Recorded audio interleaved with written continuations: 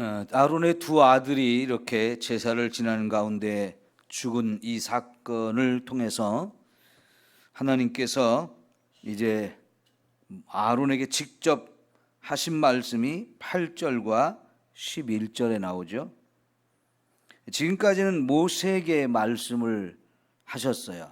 그리고 모세가 받은 말씀을 아론이나 그의 자녀들이나 백성들에게 선포를 했는데, 여기 8절부터 11절까지는 이제 하나님께서 아론에게 직접 하신 말씀인데요, 거기서 포도주와 독주를 마시지 말라고 했습니다.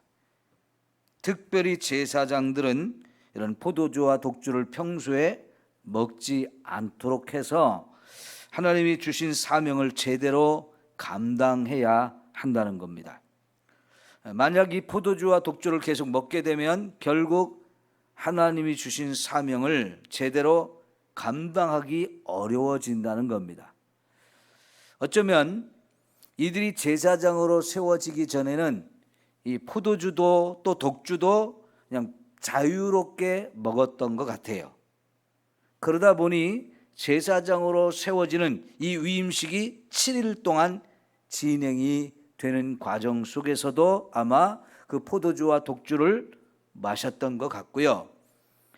제사장으로 세워진 후에 첫 번째 드리는 이 제사에서도 술이 아직 깨지 않은 그런 상태에서 제사를 지내다가 결국 해서는 안 되는 일을 하게 된 거죠. 하나님 말씀대로 드려야 될 이 제사에 자기들의 생각에 끼어들어서 자기들의 생각대로 분향을 했기에 하나님이 노하셔서 즉각 그를 죽이시는 사건이 있게 됩니다. 자, 이렇게 뭔가 제사장으로서 먹어야 될 것과 먹지 말아야 될 것을 먼저 스스로 구별하고 자기 자신을 거룩하게 하는 게 필요했는데요, 그래서 12절부터 오늘 읽은 말씀에 모세는 아론과 그의 아들들에게 이 제사를 지내는 과정 속에서 하나님께서 그들에게 주신 음식이 무엇인지를 다시 한번 이야기하죠. 그래서 이렇게 화제를 하나님 앞에 드리다, 화제는 불로 태워 드리는 거잖아요. 그러니까 불로 태워 드리는 것은 다 하나님께 드리는 거예요. 특별히 이제 12절에 제일 먼저 말하는 것은 그 중에 소제, 곡식 가루를 가지고 드리는 제사잖아요. 이 곡식으로 드리는 이 제사를 드릴 때 하나님께 드리고 남은 것은 다 이제 제사장에게 주었는데, 그것을 거기에 누룩을 넣지 말고 제단 곁에서 그거를 먹으라 그랬습니다. 그 다음에 13절에 보면 화제물 중에서 하나님께서 그들에게 소득으로 주신 것이라. 자, 소득이라고 하는 것은 그들도 이 땅에서 육신을 가지고 살아가는 우리와 똑같은 사람들인데, 여러분, 그러면 당연히 먹고 마시고 입고 하는 다 모든 게 필요하잖아요. 그것을 위해서 하나님께서 이 제사장들에게 먹을 양식을 주셨어요. 제사장이 아닌 나머지 지파 사람들에게는 하나님께서 이제 가나안 땅에 들어가면 땅을 주시고 그 땅에서 각자가 농사를 지어서 거기서 나오는 열매를 자기 소득으로 삼아 먹게 하셨죠. 그때 이제 하나님은 이스라엘 백성 가운데 제사장들에게는 땅을 주지 않기로 이제 하나님이 이미 계획이 있었고요. 그래서 제사장들에게는 그 백성들이 하나님 앞에 드리는 제사의 일부를 그들의 소득으로 주시어서 그들이 먹고 살 수 있게 해 주셨죠. 근데 그것을 먹을 때도 어떻게 하라고 그러느냐? 거룩하게 먹어야 된다. 거룩한 것을 먹고 거룩하게 자기 자신을 지키고 관리할 수 있어야 한다는 거죠. 사람도 거룩해야 되고 먹어야 할 것도 거룩한 것을 먹게 하신 겁니다. 그 다음에 14절에서는 흔든 가슴과 들어 올린 뒷다리 그랬어요. 흔든 가슴은 요제를 드린 것을 말하고요. 들어올린 뒷다리는 거제를 말하죠.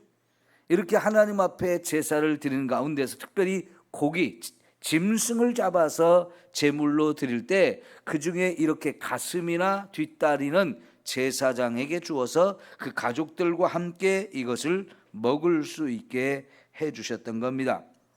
자, 그러면서 모세가 이 말을 하면서 다시 한번 지금 이 첫 번째 제사를 드린 부분을 쭉 점검을 해본 것 같아요.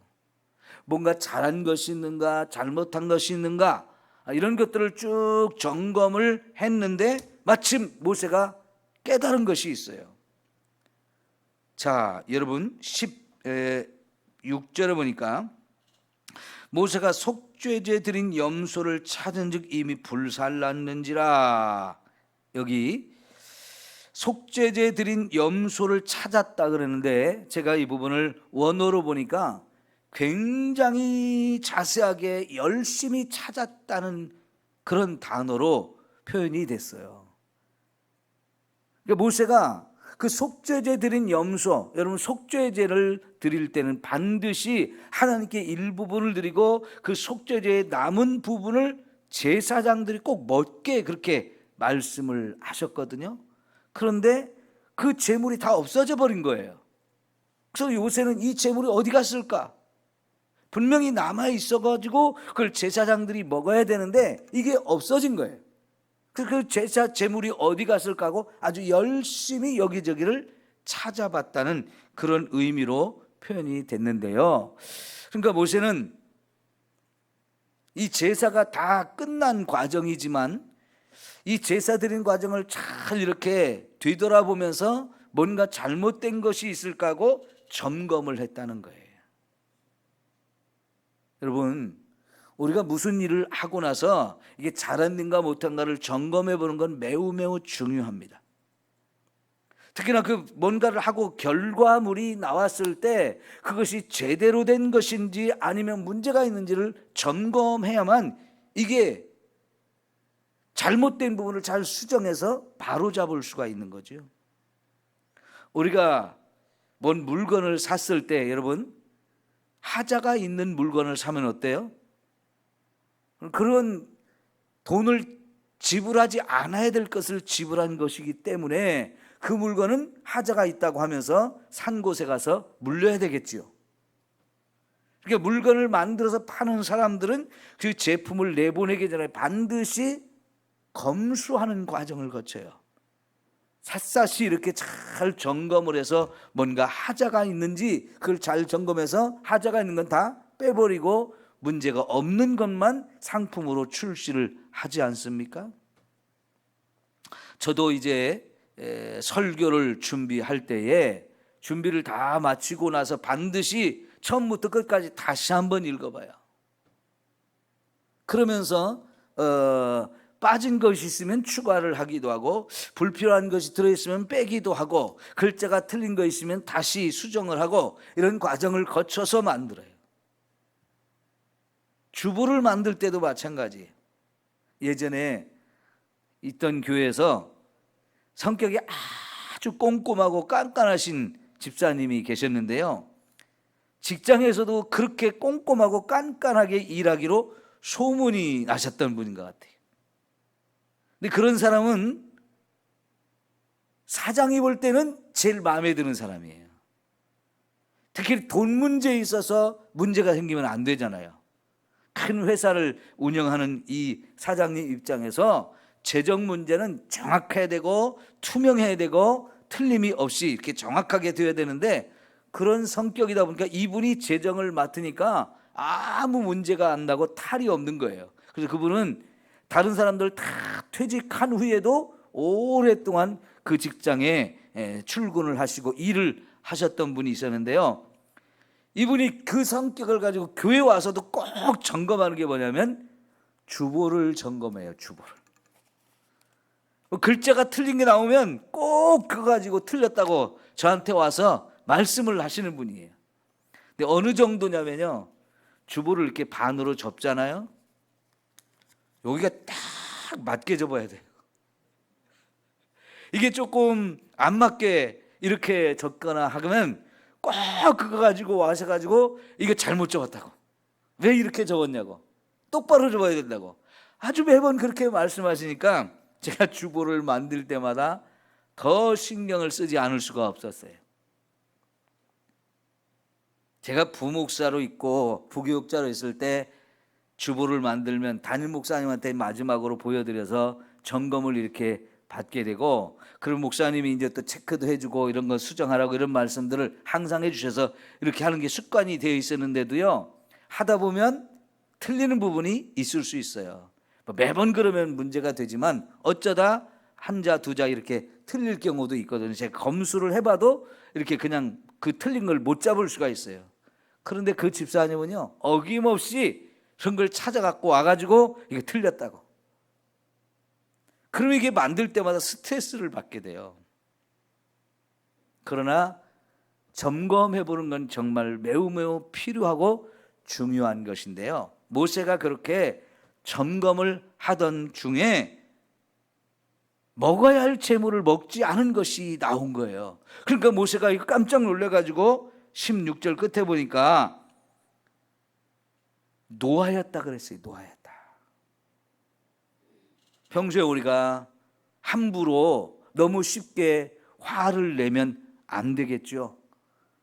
그러나 여러분, 우리가 하나님 말씀에 불순종한 것에 대해서는 철저하게 우리가 진노할 수 있는 그런 마음이 필요합니다. 이게 거룩한 분노라고 할 수 있어요. 물론요, 나중에 모세가 이스라엘 백성들을 데리고 가나안 땅까지 가는 과정에서 백성들이 물이 없다고 막 또 불평하고 원망하는 그것 때문에 화가 나가지고 지팡이를 가지고 반석을 쳤던 적이 있었죠. 사실은 그때는 하나님이 반석을 치라고 말씀하지 않고 명령하라고 그랬어요. 반석을 향해 명령해서 물이 나오라고 명령을 하라고 그랬는데, 모세가 백성들 때문에 화가 나가지고 들고 있는 지팡이로 바위를 쳤던 적이 있는데, 그것 때문에 하나님이 분노했다고, 온유하게 참아야 되는데 분노했다고 가나안 땅에 들어가지 못하게 하신 적이 있어요. 그러니까 하나님께서는 우리가 이 땅에 살면서 분노하는 것 별로 기뻐하지 않습니다. 믿음을 가진 저와 여러분이 얼마든지 화가 일어날 수 있어요.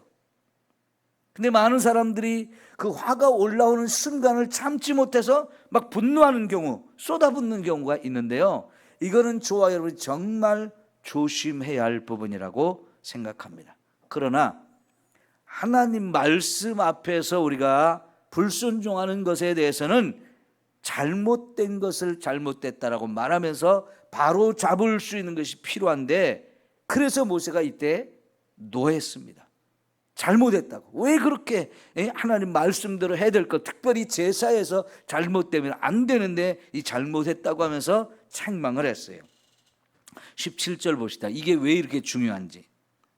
이 속죄제물은 지극히 거룩하거늘 너희가 어찌하여 거룩한 곳에서 먹지 아니하였느냐. 이는 너희로 회중의 죄를 담당하여 그들을 위하여 여호와 앞에 속죄하게 하려고 너희에게 주신 것이니라.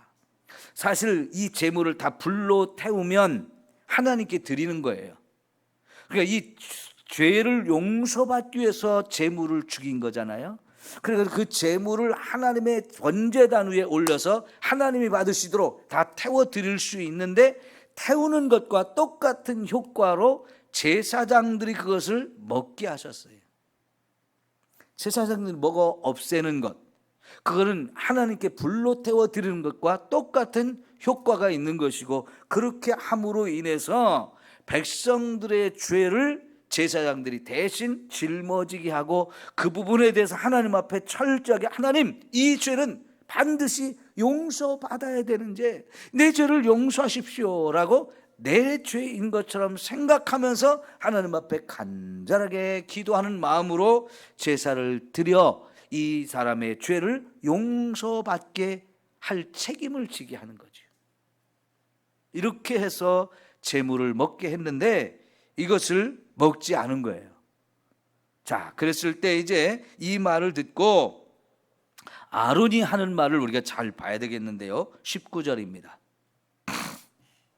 아론이 모세에게 이르되 오늘 그들이 그 속죄제와 번제를 여호와께 드렸어도 이런 일이 내게 임하였거늘 오늘 내가 속죄 제물을 먹었더라면 여호와께서 어찌 좋게 여기셨으리요 그랬어요.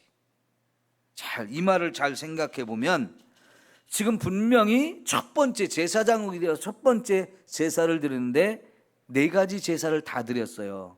번제도 드리고 속죄제도 드리고 소제도 드리고 화목제까지 드렸습니다.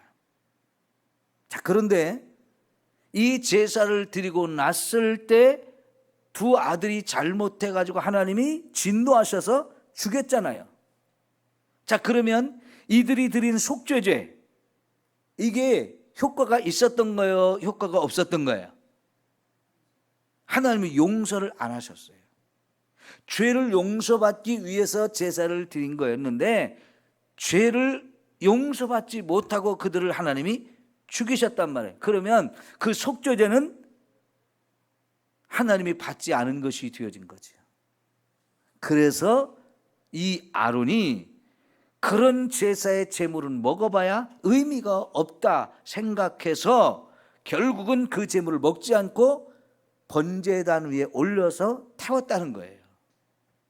이 말이 굉장히 중요한 얘기였고요. 모세도 그 말을 들었을 때 그건 당신의 말이 옳습니다 하고 그거를 좋게 인정을 했다는 얘기입니다. 자, 이게 뭔 얘기냐면요. 자, 보세요.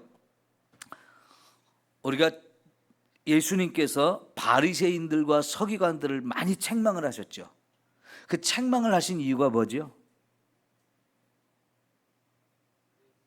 외식한다, 가증스럽다 하는 거였어요.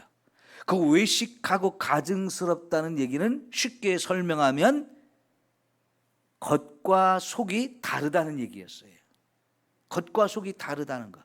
다시 말하면 하나님의 말씀을 마음으로, 마음 깊은 곳부터 우러나는 그 중심에서 나오는 마음으로 순종해야 되는데 사실은 마음은 따라가지 않으면서 하나님의 말씀이기 때문에 순종해야 된다고 이렇게 마음이 없는 그런 얘기를 하는, 그런 짓을 하고 있는 거예요.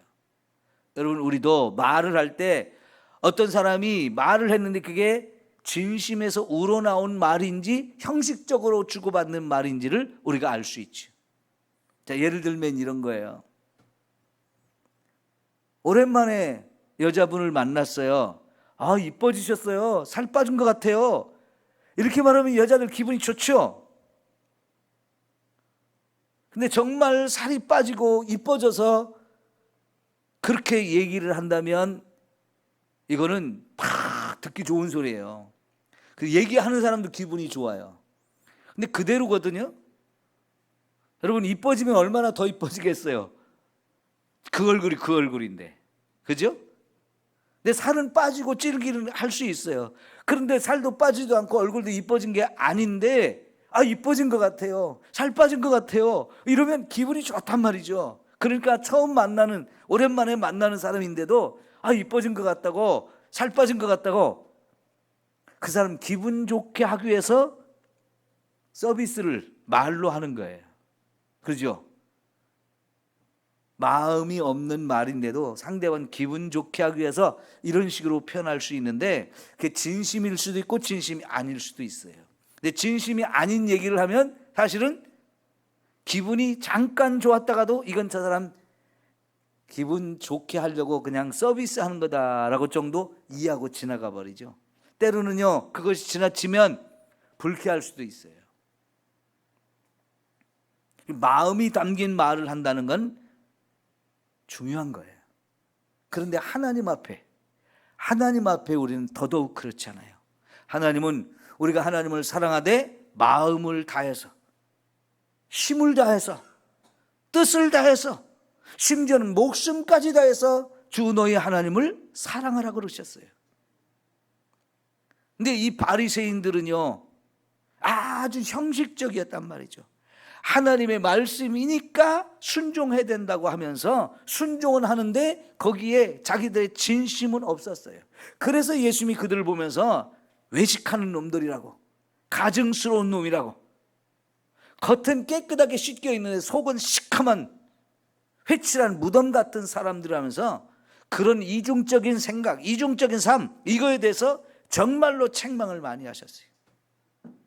심지어 예수님은 독사의 자식이라고, 너희에게는 화가 임할 거라고 무서운 책망을 하셨어요.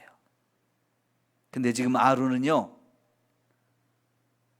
하나님이 우리 제사를 받아주지 않았는데 내가 그 제물을 먹는다고 해서 그게 무슨 의미가 있겠느냐는 거예요. 이거는요, 아론이 정말 마음으로부터 우러나온 얘기를 하는 거예요. 형식적으로 그거 먹었다고 해서 이제 말씀대로 내가 했으니까 이건 중요하지 않다는 거예요. 여러분, 우리가 하나님을 사랑하는 거나 말씀을 순종할 때 정말 우리 마음을 다해서 내 진심으로 할 수 있기를 축원합니다.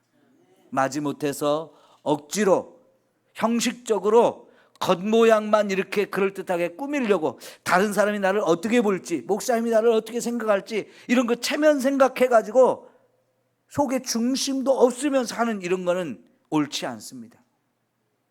하나님이 인정하지 않는 거예요. 하나님은 우리 중심을 보시는 분이라 그랬어요. 사람은 얼마든지 속일 수 있습니다. 내 마음과 상관없이 속 진심은 숨겨놓고 그냥 겉으로 보기에 그럴듯하게 얼마든지 위장하고 꾸밀 수 있습니다.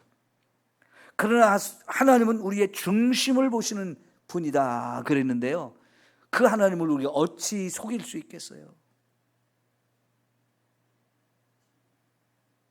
우리 하나님 앞에서 하나님이 다윗을 볼 때 내 마음에 합한 사람이다 이렇게 말씀을 하셨는데요, 하나님의 뜻을 알고 그 하나님 뜻을 따라 순종할 때 하나님이 가장 기뻐하시는 거지요. 우리 그렇게 살아갈 수 있기를 축원합니다. 기도합니다.